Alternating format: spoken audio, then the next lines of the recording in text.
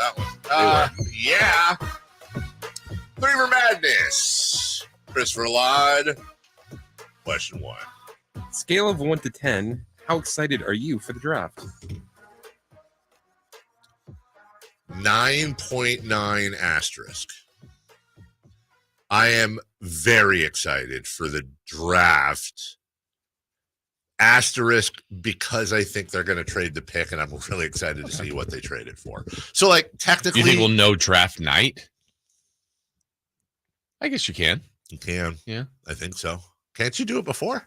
Yeah. I feel like they're in their offices, like looking at little, pieces of yarn and string and stuff, and they've got some offers on the table. I'm hoping, and I'm excited to see what that move's going to be. There's two big things this summer. There's the draft, and there's Malik Monk. And I swear to God, if we go into October and we use the pick on, Fred and the Jonathan, and then we lose Malik Monk, and we're just rolling it back, I'm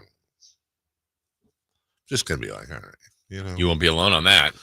I don't think I will at all. But yeah, I'm excited, but I don't believe that's the plan. I but, don't think it is. You got to have another team to be engaged with you on that. That to me, I said this before, I think that's one of the more difficult things about being a GM. I mean, we all have fun with it and think, oh, I could do this, or this is what I would do. Here's who I would add. Like literally laying out the map. I'm sure they're in their offices going, okay, let's draft. Right. Jonathan, what'd you call him? Jonathan again. Yeah. Again. Right. At 13 and go, okay, that's a plan. That's a course of action. Right. What would that result?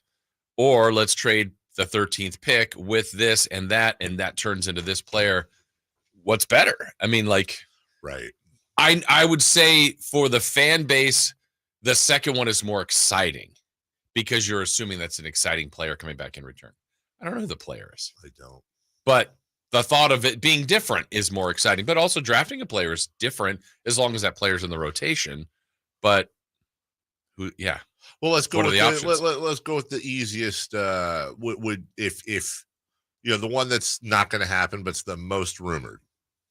If the day before the day of the draft, they announced that they traded Harrison Barnes and the 13 pick to the Wizards for Kyle Kuzma. Is that more exciting to you than if they drafted whatever player at 13? Whatever player at 13? I would say yes. I don't know, but that's a perfect example. More exciting. Yeah. Is it better? How do we know? Depends on the player being drafted. Yeah. Because of course, or a couple players after. Like, That's who true. were they really looking at Yes. 13? Yeah. I don't know that we'd ever get intel Right. to go, the guy we really wanted either went or we could have taken, and then you follow their careers. But I think fans would be more excited about that. I'm not sure that's the right move. Sure. But I think that would be more exciting. Just picking a random one that would be realistic to happen. Yeah. Number 2, please. Question 2. If the Kings do keep their pick, are you all in on Summer League and the Classic? Well, and let me just ask, you read that perfectly with the right. Did the capital D-O and do help you with you kind of emoted that? I did. Okay, thank you. Yeah. I found myself last year like, hey, if there is a drawback to how great this year was and making the playoffs and everything, it's the first time in a long time got a little hole in my heart from Summer League. I missed caring about Summer League. So yeah, if they get a lottery pick this year and they do use the pick and it's Jacoby Walter, I think, is the one probably most likely, or Zach Edey or whoever it is. Yeah, I'm gonna be excited about Summer League a little bit. And I haven't in a while, and tune in, and that's just something that wasn't there last year. I didn't care. Yeah, it's funny. We were, of all things, yesterday talking about the California Classic and trying to remember about it last year and what we did and so on and so forth. And Chris and I were talking about it, and then it was, oh yeah, Keegan played in the first game, and Keegan was super aggressive and was really good. Had a bunch of points. So I mean, I think I get into the California Classic and Summer League when it's going on, but I also very much forget it. 100%. Like there's no carryover. I mean, when the Kings won it, that was cool, but like the details of that, I don't have a lot of all-time favorite California Classic moment. It's probably either Keegan last year, but really Marvin Bagley. The Bagley dunk over Mo Wagner. Mm-hmm. And wasn't that like He peaked 9 seconds into the California Classic? Yeah. Like that was the first year of it, wasn't it? At that moment, poll Kings fans better than Luka. Literally, if you ended. could stop time and you polled all Kings fans, You happy now? Should Marvin Bagley, did Phoenix mess up by not drafting Marvin Bagley number 1? I think 94% of Kings fans would have said yes. Yeah. At that moment. I was working on his Hall of Fame script. Should Marvin Bagley have called an instant timeout and retired on this, grabbed the mic from Scott Moak and done a retirement speech? He would have been an all-time what if.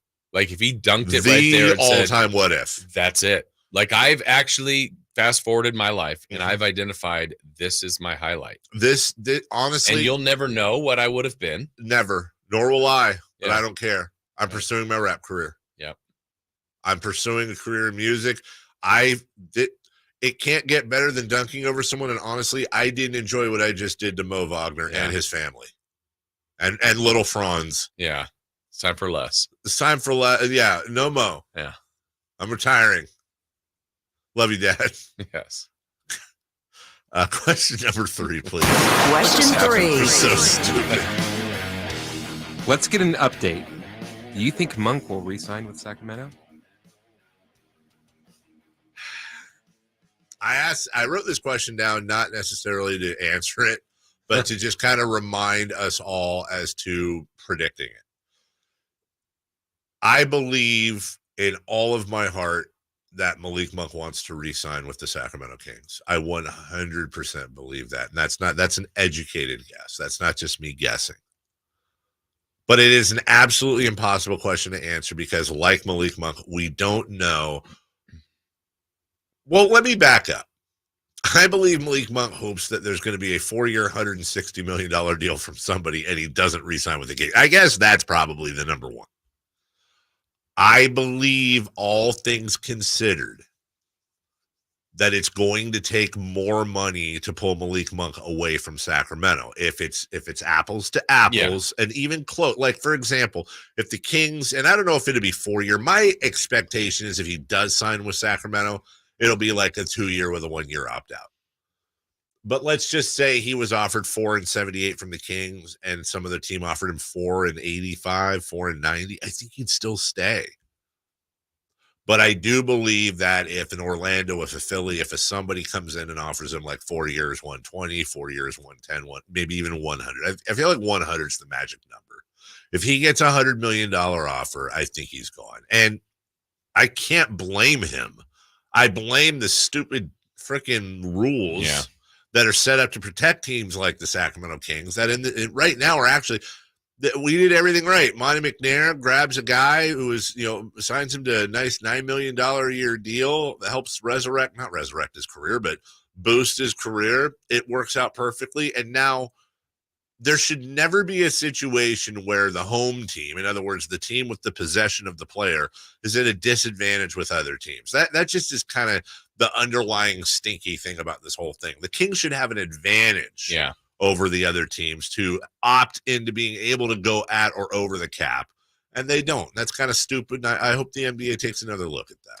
Yeah, my prediction is that he stays without any serious intel on that. But a part of my thought process on this is the communication I hope the Kings had with Malik Monk and his team before the trade deadline. Yes. Because I'm going to go back to that. If he leaves, and he has every right to, that's a misplay. I agree. And I think they are aware of that. I think they know that. And it also doesn't mean, same example, Dave, like I'm not selling my house. And if someone says, I'll buy it for $3 million, that house it's not worth that. Right. I didn't want to, right. But like, how do we turn that down? Right. I could get another one, lesser, right. or different location 100%. That I don't like as much, but they're way overpaying for this. Yes. And so I could tell you, I'm not selling my house. And then I was like, well, I changed my mind. Both because things can be true. Right. Where Malik's like, I want to come back to Sacramento. Oh, I didn't anticipate a 4-year. That team's pretty good. And they're offering me way more money in a starting position. I changed my mind. I can tell you. I don't fault him for that. I can tell you right now for a fact, as we are about to re-up our deals, I would never leave KHTK for KFBK mornings. Would never do that. Yeah.